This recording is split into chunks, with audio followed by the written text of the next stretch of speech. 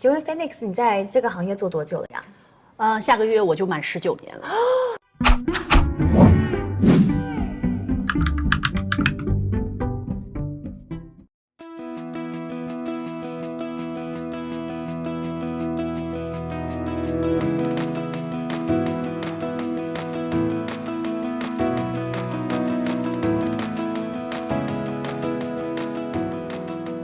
欢迎回到新的一期温存生活。那不晓得大家有没有发现，我们的频道名字已经改掉了哦，现在叫做虾米视频，虾米 video。不过节目还是叫做温存生活的。那今天我们在节目当中就要来带大家看一个生活当中每一个人都需要的，你猜对了吗？我要找一下，这个找到了，一起去吧。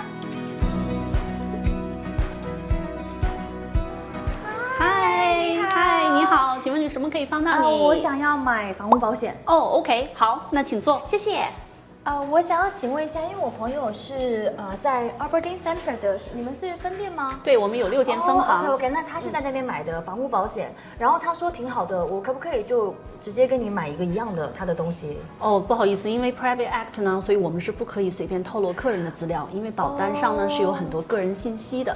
但是我们可以根据您的资料呢，帮您量身定做一个保险计划。会需要哪些资料呢？大概呢，我们需要您的名字、您的出生年月日，这些就是相对 privacy 的啦。然后另外我们需要知道您家的住址啊，您需要算的房子的那个地址啊，另外就是它的建筑年份，还有它的建筑类型。这些全部都是会影响保费的吗？对，这是其中的一部分。那另外呢，现在个人的 credit 也会是影响保费的一个重要因素。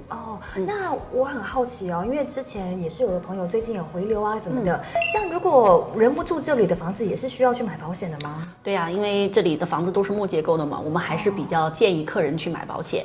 另外就是现在的房子都是有房屋按揭的，银行的要求你也是需要买保险的。是需要的。对的，在按揭的意思是贷款。那银行会确保这个事情有发生，他们会要看的吗？是的，我们需要提供一个保险的负担给银行，证明客人有每年都在正常续保。刚才 Phoenix 您听到，因为房子是木乳头的，那代表如果水泥的就不用吗？其实也不是，只是水泥相对在 BC 比较少。对，像高楼那种的话就是水泥的。对，因为我们整张保单里不完全是相对于房子的部分，那可能还会有一些第三责任险的部分。那至于所有的屋主，他都会有可能有这种隐患的产生，所以我们还是比较建议客人去购买房屋保险。那你刚才说，因为根据什么住的地方啊、屋龄啊的不同，大概可以怎么样知道怎么区分呢？怎么样的保单会比较贵啊？怎么样的会比较便宜吗？其实这个要根据个人情况，因为有的时候客人的年纪大一点，然后没有房屋按揭，然后家里有一个防盗的警钟系统。这些呢，可能就会帮他降低一点保费。那当然，如果说这个客人的地址是用来出租的，或者是由于是他的这个度假屋，那可能又会有另外的一个不同的考量因素。对，所以住里面的人是有差的。你也要说这是一个自己住还是出租屋？对的，所以我们需要知道这个房子的状态是什么样的。那像保险公司有非常多家吗？对，我们公司其实就代理蛮多家的。然后呢，我们也不需要客人去一家一家的去对比。那我们呢会有一个quoting system， 它可以把所有可能为这个客人放报价出来的公司的这些保费啊，还有保额都列出来。那当然我们会先替客人做一个比较，那会在客人可以接受的范围内呢，给他一个尽量多的保障。所以我觉得差很多，因为如果要我自己一个完全没有概念的人去外面找这些货，应该会非常痛苦。对，所以你们都先已经找好，然后 present 给我们再来挑这样子。对，我们也会给客人几个选择，因为某些公司可能会有些许的不同嘛。然后再看哪一个适合我。对。那也会建议我是应该保些什么，对不对？对，因为像我现在是完全没有概念的话，你就会跟我说，比方说我住这样子的地方，这样的房型应该保些什么？对。太感动了，这样子真的会轻松很多啊！对，这会省去客人很多时间。那如果我来这边跟你买保险，如果真的就是配需要用到的时候，我是打给您吗？对，其实你可以先联系这个帮你服务的同事，因为他比较知道你的个人情况，他会比较迅速跟准确的回答到你的问题。那假设说这个同事今天真的放假，对，或者是 take holiday 了，那 office 其他同事呢也一定会做出相应的处理，这个就不需要担心。那如果我比方说我半夜什么么3点然后马桶狂漏水，怎么办？其实我们公司呢有提供给客打你手机人一个 after hour 的不能打给你了。其实都有这种可能，对对对。但是我们是有一个 after hour emergency call 的，然后接电话的人同样都是专业人士，他会给出客人一个最快的、最需要做的一个建议。所以任何时候需要都找得到你们的。对。哦，那这样太安心了。是，所以想请问 Phoenix， 如果我今天想要买保险，我现在进来跟你拿一个 quote， 我多久能看到这个数字呢？其实基本上，如果客人没有特别的问题，没有很多的 claim， 在过去的几年中，然后房子没有任何问题，房子是正常 update 的，那一般我们会在收齐资料之后的当天给出报价。但有的时候呢，可能是因为房子的位置啊、材料啊，或者是由于客人 claim 的问题呢，我们可能需要多一点时间跟保险公司沟通。但是大概1到2个星期之内，我们都会让您拿到报价。是这样的。对，请问你们有拒保的人吗？有发生过的，对对对。这也不是你们决定，是保险公司不让他们保，是不是？对，但是我们是站在客人的立场，所以我们会尽量帮客人争取的。因为在你们角度来看，没有保险的人是很可怕嘛，他就是把自己放在危险当中，对不对？是，对。所以如果能为他们争取到保险，你们还是会的。对，好，那虽然我等一下要拿那个 code， 但现在既然我们那个节目组都来了，可不可以偷偷看你们平常上班都在做些什么啊？哦，可以啊，可以啊。其实我们每天呢，早上同事来了之后呢，当然正常 office routine 呢，就是可能有像你一样的客人进来，我们要给报价啦。是。然后我们的同事还会在中间的时间会来负责他所负责客人的这些续保。那有可能在1年中，客人会有很多改变，所以我们还会要帮客人做出任何保单相应的改变。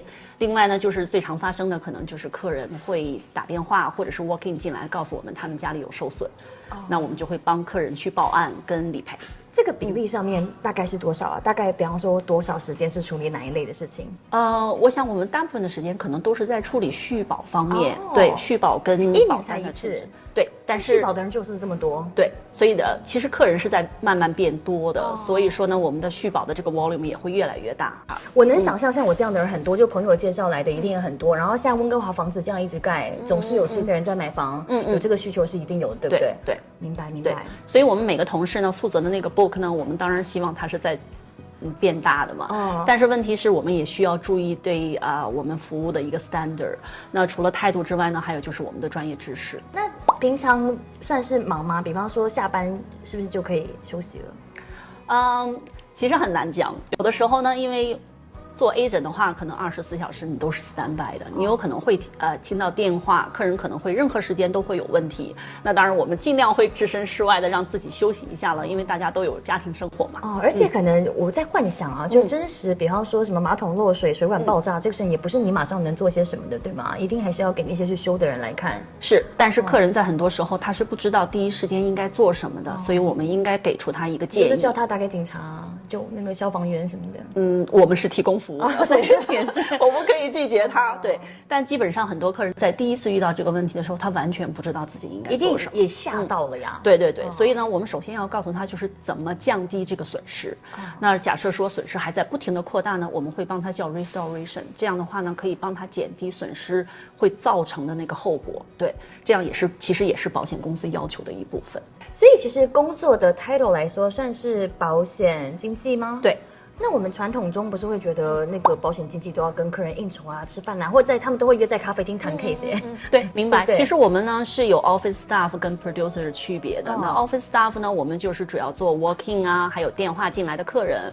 那好像 producer 呢，他们确实会出去，可能会见客人啊。那我们就作为一个 backup。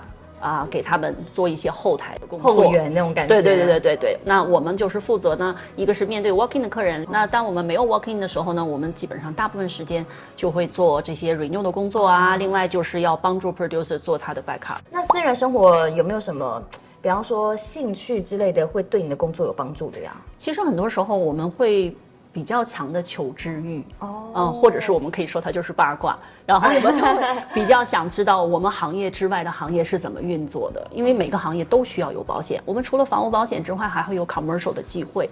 那我们要替客人想到有什么是他有可能要面对的风险，那首先我要了解这个行业，所以说我会不停的去学习探索一些我从来没有 touch 过的地方。所以一定有人，比方说只是进来，像我只是想要房屋保险，然后后来你就发现我有车，你跟我说其实车也要干嘛干嘛这样。哦，或者你还可能因为很多东西有生意就是我自己不知道，对对对没有想到，你得先帮我想到。对，所以我们跟客人呢是一个比较长。我们越熟悉这个客人呢，越知道他可能会需要什么。是，请问 Phoenix， 你在这个行业做多久了呀？下个月我就满19年了。所以是真心在热爱。对，我很喜欢这份工作。当初怎么会入这一行啊？当初是因为一个父辈的介绍，我也不知道会有这样一个行业存在。但是本来不知道这个行业，对，完全不知道。然后对保险完全没有接触。对，当然自己有买汽车保险啊这些东西，但是不一样，就 ICBC 的我们不一样。对，所以说后来接触之后就觉得很有意思。最有意思的点是哪里？因为你每天可以见到不同的人，你在路上走也能啊。但是你跟他们沟通啊，对，然后沟通的过程中，你会知道很多可能你从来都不知道的事情。是一个成长的不无聊，对，一点都不，一直成长，一直新鲜的事情在学习当中。对，哇，那如果有人想要也像你这样喜欢新鲜，喜欢学习，那你有什么建议他们吗？我想可能他首先要有一个很强的求知欲，他需要了解很多东西。